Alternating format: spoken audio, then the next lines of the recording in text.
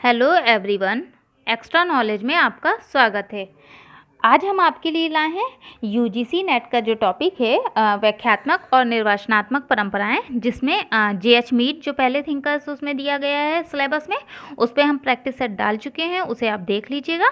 उसके अलावा आज हम कार्ल मैनहीम पे प्रैक्टिस सेट लाए हैं और इसमें जो आपको क्वेश्चंस मिलेंगे, ये क्वेश्चंस आपके 1995 से लेके वर्तमान तक जितने भी एग्ज़ाम पेपर हुए हैं, चाहे वो आईएएस के हों, पीसीएस के हों, जीडीसी के हों, जेआईसी हो, पीजीटी हो, यूजीसी नेट हो या एनी अदर कोई भी एग्ज़ाम हुए, तो उसमें से हम आपके लिए एक जगह पे सारे जितने भी कार्ल मैनहाइम के क्वेश्चन पूछे गए हैं सब एक जगह पे ले आए, जिससे कि आप अगर इस प्रैक्टिस सेट को देख लेते हैं तो कहीं ना कहीं घुमा फिरा के इससे ही क्वेश्चन बनने हैं। ठीक है, तो आइए देखते हैं क्वेश्चन नंबर 1। ज्ञान का समाजशास्त्र निम्नलिखित नामों में से किससे संबंधित है? Option A Thorstein Veblen, option B Karl Mannheim, option C Peter Blau या ऑप्शन डी रॉड्रिक मैकेंजी। तो यहाँ पे आंसर होगा ऑप्शन बी कार्ल मैनहीम। तो ज्ञान का जो समाजशास्त्र है, इस पे कार्ल मैनहीम ने एक विस्तृत रूप से इसकी व्याख्या की है। ठीक है, और इससे पहले भी ज्ञान के समाजशास्त्र की अवधारणा कई समाजशास्त्रियों ने दिया है, जिसमें से दुर्खिम का भी नाम आता है, मैक्स वेबर ने भी बताया, कार्ल मार्क्स ने भी बताया, शेमेल ने भी बताया है। ठीक है, तो उनकी भी अपनी अपनी अवधारणाएं हैं ज्ञान के समाजशास्त्र की। तो अगर बात की जाए कि समाजशास्त्र में एक पृथक शाखा के रूप में ज्ञान के समाजशास्त्र को कब स्थापना की गई, तो 1920 में की गई। ठीक है, और अगर बात की जाए कि इमाइल दुर्खिम किस तरह ज्ञान के समाजशास्त्र को क्या कहते हैं, उसमें उनके अनुसार क्या कहा गया है, तो उन्होंने बताया कि हमारा जो बोध या अनुभव का जो क्रम होता है, उसके प्रमुख तत्व होते हैं, जैसे कि स्थान हो गया, दिशा हो गया, समय हो गया, कारण हो गया। ये क्या होते हैं, समाज की संरचना को बनाने में और उसको जीवंत रखने में एक महत्वपूर्ण भूमिका निभाते हैं, ये दुर्खिम ने बोला है। ठीक है, और एक चीज़ याद रखिएगा या आप नोट डाउन कर लीजिए कि ज्ञान के समाजशास्त्र की अवधारणा किसने दी, तब तो कई लोग हैं। ठीक है, दुर्खिम भी हैं, मैक्स वेबर भी हैं, आपका कार्ल मैनहीम भी हैं, लेकिन अगर आ जाए इसको इंग्लिश में क्या बोलेंगे, सोशियोलॉजी ऑफ नॉलेज, तो अवधारणा की बात की जाएगी तो कार्ल मैनहाइम और कई थिंकर्स आ जाएंगे। लेकिन अगर बुक की बात की जाए कि सोशियोलॉजी ऑफ नॉलेज बुक किसने दिया, तो वर्नर स्ट्रोकर। ठीक है, तो सोशियोलॉजी ऑफ नॉलेज बुक किसने लिखी, तो वर्नर स्ट्रोकर ये नाम रहेगा, इसे याद रखिएगा। ठीक है, तो देखिए ज्ञान के समाजशास्त्र का यहाँ पे नोट डाउन है, इसे आप पढ़ भी लीजिएगा। तो कार्ल मैनहीम ने जो ज्ञान के समाजशास्त्र के किस पुस्तक में दिया है, तो आइडियोलॉजी और यूटोपिया में उन्होंने ज्ञान के समाजशास्त्र की विस्तृत व्याख्या की है। ठीक है, और इन्होंने बताया है कि सत्य एक ऐसी चीज़ है जो केवल प्रासंगिक रूप से मौजूद है, अतः इन्होंने विचार जो होता है, इन्होंने बताया कि विचार जो होता है वो सामाजिक संदर्भ में होता है और सोच विषय के मूल व सामाजिक स्थिति में अंतर्निहित होते हैं। ठीक है, तो इन्होंने अगर कहीं पे आ जाए विचार के बारे में बात कर ली जाए ज्ञान के समाजशास्त्र के अंतर्गत, या ज्ञान और शक्ति के बारे में बात कर ली जाए, तो आप ना कहीं इन्हीं का कार्ल मैनहीम का डालना। और दुर्खिम का अगर पूछा जाएगा ज्ञान का समाजशास्त्र, तो उसमें समय, स्थान, दिशा, ये सब चीज़ें लिखी होंगी। ठीक है, या आपको हम कि एक आप तुक्का भी लगाएं तो इस आधार पे लगाएं तो कहीं ना कहीं आपका सही हो जाएगा। ठीक है, आइए देखते हैं और इसे आप पढ़ लीजिएगा। इसकी पीडीएफ आपको चाहिए तो टेलीग्राम पे ज्वाइन कर लीजिए, उससे आपको मिल जाएगा और लिंक जो है डिस्क्रिप्शन बॉक्स में अभी डाल दिया जाएगा। ठीक है, तो आइए देखते हैं क्वेश्चन नंबर 2। प्रत्यक्ष और अप्रत्यक्ष नियंत्रण की अवधारणा कार्ल मैनहीम ने अपनी किस पुस्तक में दी है? Option A ideology and utopia, option B man and society, option C diagnosis of our time या ऑप्शन डी इनमें से कोई नहीं। तो यहाँ पे आंसर होगा option B, man and society पुस्तक में कार्ल मैनहीम ने प्रत्यक्ष व अप्रत्यक्ष नियंत्रण की बात की है। अब आपके दिमाग में आ रहा होगा कि प्रत्यक्ष नियंत्रण व अप्रत्यक्ष नियंत्रण क्या होता है, इसके बारे में इन्होंने क्या कहा है। ठीक है, तो देखिए प्रत्यक्ष नियंत्रण वह होगा जो हमारे करीबी, मतलब प्राथमिक जो समूह होता है, जैसे कि परिवार, तो हमारा परिवार जब हमारे ऊपर नियंत्रण किसी तरह का रखता है कि समाज में ऐसे काम करना चाहिए या वैसे रहना चाहिए या ये बोलना चाहिए वो बोलना चाहिए, तो अगर आपको किसी तरह का परिवार कोई सामाजिकरण, मतलब आपको किसी चीज़ को सिखा रहा है, तो वो क्या होगा, आपका प्रत्यक्ष नियंत्रण होगा। वहीं अगर अप्रत्यक्ष नियंत्रण की बात की जाएगी तो ये जो होगा ये आपका भौतिक पर्यावरण का नियंत्रण या द्वितीयक नियंत्रण जो होगा, जो मतलब आप समाज में जब बाहर जाते हैं या समाज के बहुत सारे नियम कानून प्रथाएं होती हैं, तो उनके आधार पर जब नियंत्रण होगा तो वो अप्रत्यक्ष नियंत्रण होगा। ठीक है, तो कार्ल मैनहाइम ने दो नियंत्रणों की बात की है, प्रत्यक्ष व अप्रत्यक्ष नियंत्रण, जो कि उनकी पुस्तक मैन एंड सोसाइटी में दिया गया है। आइए देखते हैं क्वेश्चन नंबर 3, और देखिए यहाँ पे लिखा भी हुआ है, इसे आप पढ़ लीजिएगा, पीडीएफ ले लीजिएगा। ठीक है, question number 3, ideology and utopia नामक पुस्तक किसने लिखी है? देखिए ये यूपीपी से 1992 और 95 में पूछा गया था। Option A Karl Mannheim, option B C Wright Mills, option C H Spencer या ऑप्शन डी हीगल। तो यहाँ पे आंसर होगा ऑप्शन ए कार्ल मैनहीम। तो आइडियोलॉजी और यूटोपिया पुस्तक किसने लिखी? कार्ल मैनहीम ने लिखी। ठीक है, इसे हिंदी में विचारधारा और स्वप्न लोग या आदर्श लोग भी कभी लिख करके आ जाए कि विचारधारा और आदर्श लोग की पुस्तक किसने लिखी, तो कार्ल मैनहीम, इसी को हिंदी में बोलते हैं। ठीक है, तो देखिए अब इसे समझ लीजिए। जैसे आइडियोलॉजी का मतलब होता है विचारधारा, तो जो इनका मानना था कि विचारधारा क्या होती है, तो ये एक विचारों का समुच्चय होती है जो दुनिया को समझने और इसे बदलने की इच्छा रखती है। मतलब कोई एक विचारधारा ही होगी, जैसे कि बहुत हमने ऐसे कोई विचारधारा बना ली, जैसे समाजवाद की विचारधारा, पूंजीवाद की विचारधारा, गांधीवाद विचारधारा। तो ये सब विचारधारा कब आई? जब इस विचारधारा को पूरे विश्व ने, समाज ने इसे स्वीकार किया। ठीक है, और उसके आधार पे क्या, यूटोपिया मतलब आदर्श लोग, एक अच्छे राज्य की कल्पना करना। जैसे वो कहते थे कि कार्ल मार्क्स कहते थे कि वर्ग विहीन राज्य की या साम्राज्य की संकल्पना किस आधार पे वो करते थे? यूटोपिया के आधार पे करते थे। तो एक उनकी कोई विचारधारा थी, उस विचारधारा को लेके वो आदर्श लोग की कल्पना करते थे कि जहाँ पे सब कुछ अच्छा अच्छा हो। तो ये चीज़ हो पाना थोड़ा सा मुश्किल होता है, लेकिन हम कोशिश तो कर सकते हैं ना। तो इस चीज़ की इसमें बात की गई है।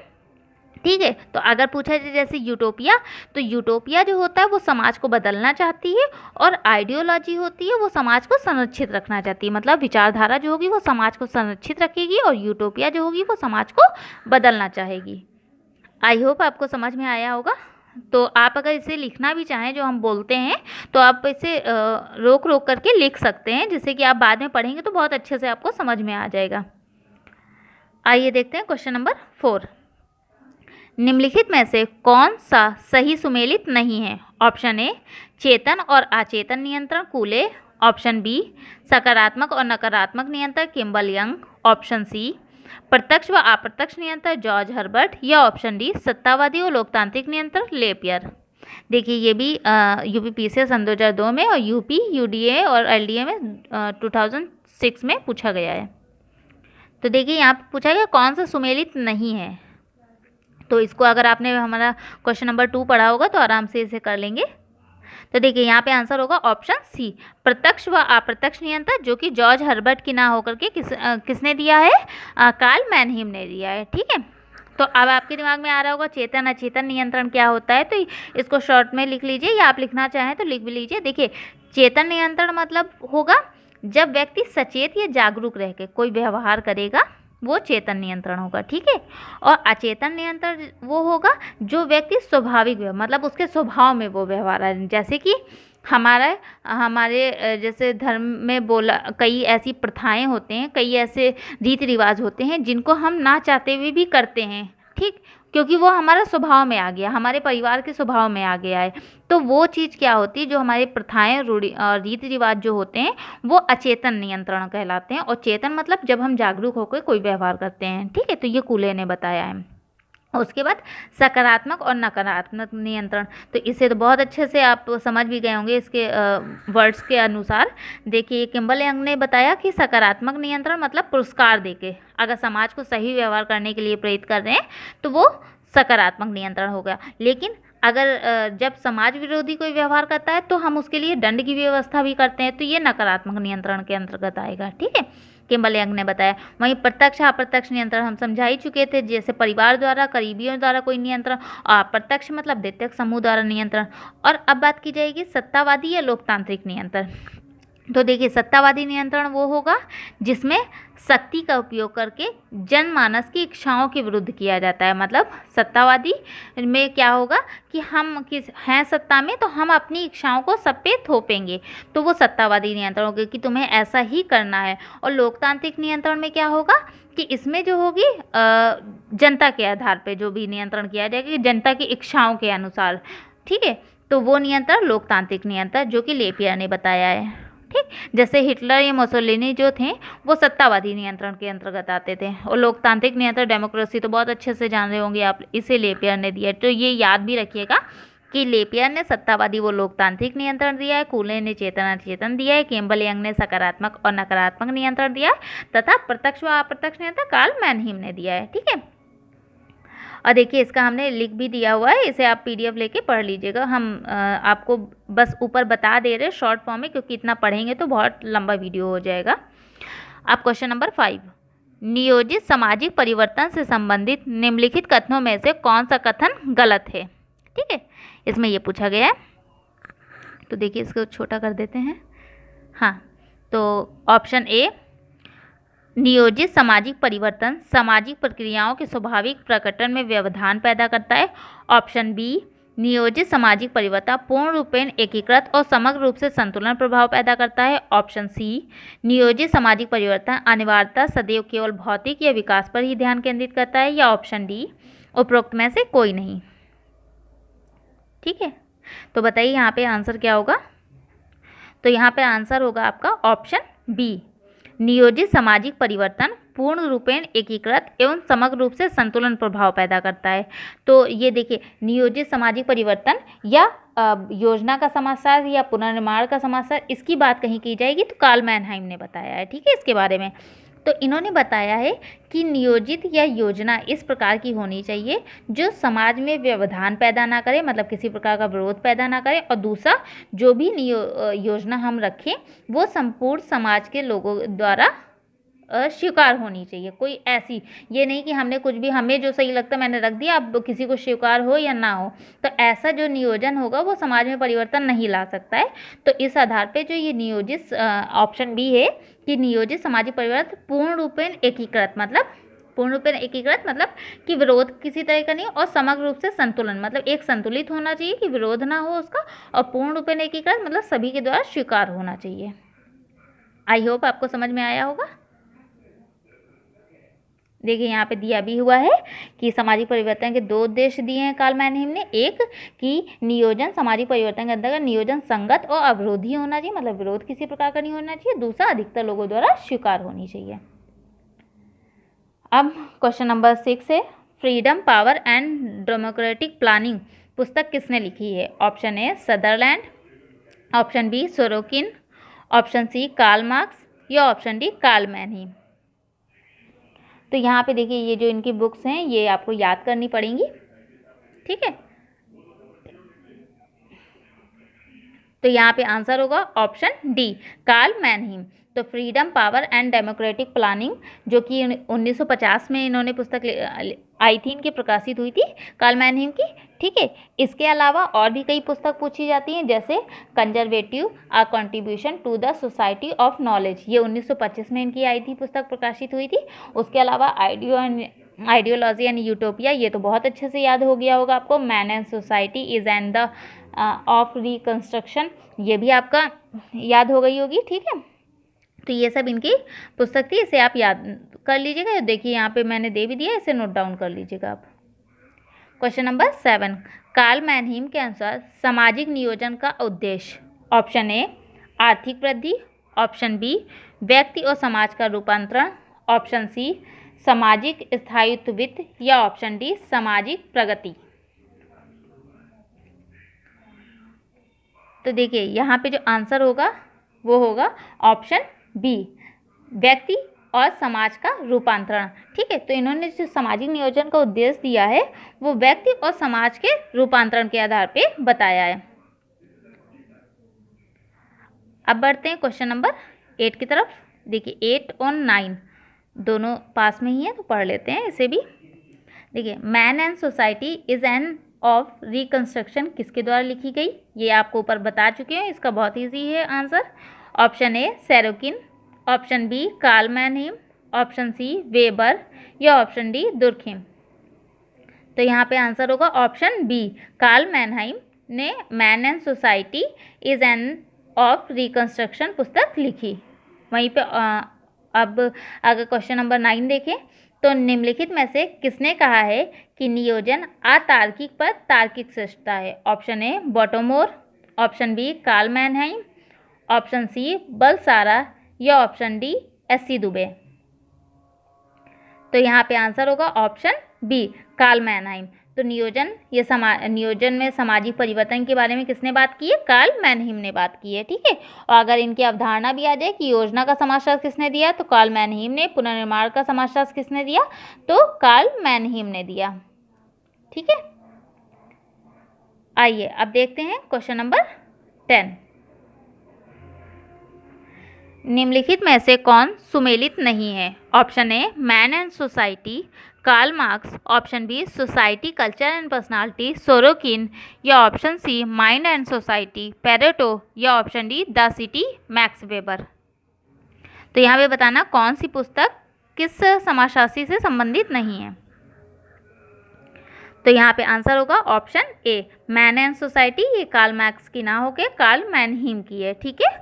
और उसके अलावा इन्हें जो 3 ये ऑप्शन दिए गए इसे भी आप याद कर लीजिएगा। सोसाइटी कल्चर एंड पर्सनैलिटी सेरोकिन की है, माइंड एंड सोसाइटी पेरेटो की है, और अगर पूछा जाए माइंड सेल्फ एंड सोसाइटी, देखिए माइंड एंड सोसाइटी पेरेटो, ठीक है, माइंड सेल्फ एंड सोसाइटी तो मीड की है, और द सिटी आपकी मैक्स वेबर की है, ठीक है। आइए देखते हैं question number 11। Question number 11, Karl Mannheim ने अपने समाजशास्त्र के नियोजित पुनर्गठन सिद्धांत में योजना के निम्नलिखित किन प्रकारों को सुझाव दिया है? 1 समग्रवादी नियोजन, 2 प्रजातांत्रिक नियोजन, 3 पूंजीवादी नियोजन या 4 सर्वोदय नियोजन। तो यहाँ पे कूट दिए गए हैं, ऑप्शन ए 1 और 2, ऑप्शन बी 3 और 4, ऑप्शन सी 1, 2 और 4 या ऑप्शन डी 2, 3 और 4।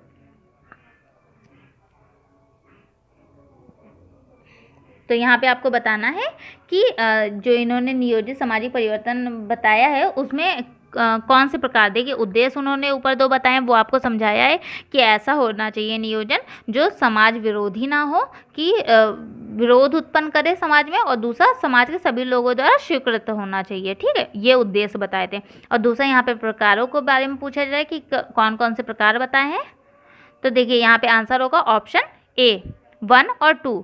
तो इन्होंने 2 प्रकार बताए हैं नियोजित पुनर्गठन सिद्धांत के, एक समग्रवादी नियोजन और दूसरा प्रजातांत्रिक नियोजन, ठीक है। तो समग्रवादी नियोजन जो होगा उसमें बात की जाएगी कि जो भी नियोजन की सारी शक्तियाँ व कार्यक्रम जो भी होंगे समग्रवादी नियोजन में वो क्या है सरकार निश्चित करेगी। वहीं जब प्रजातांत्रिक नियोजन की बात कही जाएगी तो इसमें जो है जनता के द्वारा सुझाए गए जो भी बिंदु होंगे उसके आधार पर कार्य किया जाएगा, ठीक है। तो नियोजन पुनर्गठन सिद्धांत में 2 प्रकार बताए गए। समग्रवादी नियोजन, इसमें क्या होगी जो भी सारी शक्तियाँ जो भी कार्यक्रम होंगे वो सरकार निश्चित करेगी, और अगर प्रजातांत्रिक नियोजन के आधार पे हम कोई भी सुझाव ले रहे हैं तो उसमें जनता जो सुझाव देगी, जो बिंदु देगी, उन आधार पे हम नियोजन या निर्णय लेंगे कि हमें क्या क्या चीज़ें लागू करनी चाहिए, ठीक है। आइए देखते हैं क्वेश्चन नंबर 12। सामाजिक संरचना की परिभाषा अंतःक्रियारत सामाजिक शक्तियों के जाल के रूप में किसने की है? Option A W Stewart, option B Talcott Parsons, option C Karl Mannheim या ऑप्शन डी एन.एफ. नडेल। तो यहाँ पे आंसर होगा ऑप्शन सी कार्ल मैनहीम। तो कार्ल मैनहीम ने सामाजिक संरचना की परिभाषा अंतःक्रियारत सामाजिक शक्तियों के जाल के रूप में किया है। तो आइए इसको समझने के लिए इसकी व्याख्या भी देख लेते हैं। जैसे कि अगर बात की जाए कि कार्ल मैनहीम ने इस परिभाषा का उल्लेख किस पुस्तक में किया है, तो आइडियोलॉजी और यूटोपिया में किया है, ठीक है। तो इसे भी याद रखिए, क्या पता इस बार ये परिभाषा देके नाम देके कार्ल मैनहीम का ये पूछ ले कि इसका उल्लेख किस पुस्तक में किया गया है, तो आइडियोलॉजी और यूटोपिया में, ठीक है। और इन्होंने बताया है कि सामाजिक संरचना परस्पर क्रिया करती हुई सामाजिक शक्तियों का एक जाल होती है जिससे अवलोकन और चिंतन की विभिन्न प्रणालियों का जन्म होता है, इन्होंने ये बात कही थी, ठीक है। और सामाजिक शक्तियों के जाल से आशय इनका क्या था, एक व्यवस्थित प्रतिमान, ठीक। और सामाजिक संरचना मतलब जो इकाइयाँ परस्पर उभर कर सामने आती है और समाज को एक रूप देती हैं। और सामाजिक शक्तियों का जाल मतलब एक व्यवस्थित प्रतिमान की बात की है इन्होंने। आइए देखते हैं अब क्वेश्चन नंबर 13। कार्ल मैनहीम ने आइडियोलॉजी एंड यूटोपिया पर किस उपागम का प्रतिनिधित्व किया है? ऑप्शन ए प्रकार्यवादी उपागम, ऑप्शन बी मार्क्सवादी उपागम, ऑप्शन सी प्रकार्यवादी और मार्क्सवादी उपागम, या ऑप्शन डी वेबरवादी उपागम। तो यहाँ पे आंसर होगा ऑप्शन सी प्रकार्यवादी और मार्क्सवादी उपागम, ठीक है। तो इनकी अगर ये पुस्तक पूछी जाएगी ये कार्ल मैनहीम किस उपागम से संबंधित है, तो प्रकार्यवादी और मार्क्सवादी उपागम, या फिर ये पुस्तक पूछी जाएगी तो वो प्रकार्यवादी और मार्क्सवादी उपागम दोनों से संबंधित थी। आइए अब बढ़ते हैं क्वेश्चन नंबर 14 की तरफ। किसके अनुसार ज्ञान का समाजशास्त्र एक प्रयोग सिद्ध सामाजिक ऐतिहासिक परिस्थितियों एवं ज्ञान विशेष रूप से बौद्धिक ज्ञान, विचार, विश्वास, नैतिकता और विचारधारा के बीच का संबंध है? ये किसने कहा है? Option A Emile Durkheim, option B Karl Marx, option C Karl Mannheim, या option D Lewis A Coser. तो यहाँ पे आंसर होगा option C Karl Mannheim. I hope आप लोगों ने भी गैस कर लिया होगा क्योंकि ये प्रैक्टिस सेट ही कार्ल मैनहीम पे चल रहा है, ठीक है। लेकिन जब वहाँ पे आ जाएगा, देखिए ज्ञान के समाजशास्त्र पे इमाइल दुर्खिम ने भी बताया, कार्ल मार्क्स ने भी थोड़ा बहुत बताया है इसके बारे में, लेकिन और कार्ल मैनहीम ने भी बताया है। तो अब पहचानेंगे कैसे, ठीक है। तो देखिए इसमें विचारधारा को जोड़ा गया, पहली वर्ड विचारधारा, तो विचारधारा के बारे में किसने सबसे ज़्यादा बात किया है, तो कार्ल मैनहीम ने किया है, ठीक है। दूसरा विचार और ऐतिहासिक परिस्थितियाँ, ये सब चीज़ों के बारे में बात किया है कार्ल मैनहीम ने। तो इस आधार पे आप इसे टिक लगा के आ सकते हैं कि कार्ल मैनहीम का। और इमाइल दुर्खिम का, तो उन्होंने बताया है इमाइल दुर्खिम ने कि हमारा बोध तथा अनुभव क्रम के प्रमुख तत्व जैसे स्थान, दिशा, समय और कारण आदि जो होते हैं वो समाज की संरचना तथा उसके भाग होते हैं जो समाज को या जीवन को जीवंत रूप से बनाने या बनाए रखने के लिए सहायता करते हैं, ठीक है। तो इन्होंने बताया, इन्होंने विभिन्न श्रेणियों में इसे बांटा है, समय, स्थान, वर्ग, व्यक्तित्व, संख्या, कुशलता। अगर ये सब ज्ञान के समाजशास्त्र में कहीं भी लिख के आ रहा है तो उसमें आप इमाइल दुर्खिम लगाइएगा। आइए अब देखते हैं क्वेश्चन नंबर 15, लास्ट क्वेश्चन। निम्नलिखित में से ऐसी कौन सी पुस्तक है जिसके मैनहीम ने ज्ञान के समाजशास्त्र का विचार प्रतिपादित किया है? देखिए अब बात की जाएगी, अभी हम आपको ऊपर जब भी ज्ञान का समाजशास्त्र पढ़ाए हैं तो मैंने बताया भी है कि इसके बारे में किस पुस्तक में दिया गया, वहीं यहाँ पे बात किया गया। ऑप्शन ए विचारधारा का अंत, ऑप्शन बी इतिहास का अंत, ऑप्शन सी विचारधारा और आदर्श राज्य, या ऑप्शन डी जर्मन विचारधारा। तो यहाँ पे आंसर होगा ऑप्शन सी विचारधारा और आदर्श राज्य, मतलब इसे ही आइडियोलॉजी एंड यूटोपिया बोलते हैं, ठीक है। इसको हिंदी में इन्होंने यहाँ पे दे दिया है केवल आपको कि आप दोनों चीज़ों पे ध्यान रख रहे हैं या नहीं, ठीक। तो जिसको भी दोनों चीज़ पता होगा वो आराम से इसे टिक कर सकता है या बता सकता है। तो विचारधारा और आदर्श राज्य में कार्ल मैनहीम ने ज्ञान के समाजशास्त्र का विचार प्रतिपादित किया है। आई होप आपको प्रैक्टिस सेट पसंद आया होगा, कि आपके लिए जो ये क्वेश्चंस लाए हैं ये आपको अच्छे लगे होंगे। तो प्लीज़ चैनल को शेयर करें एंड सब्सक्राइब करें, and thank you for watching my channel.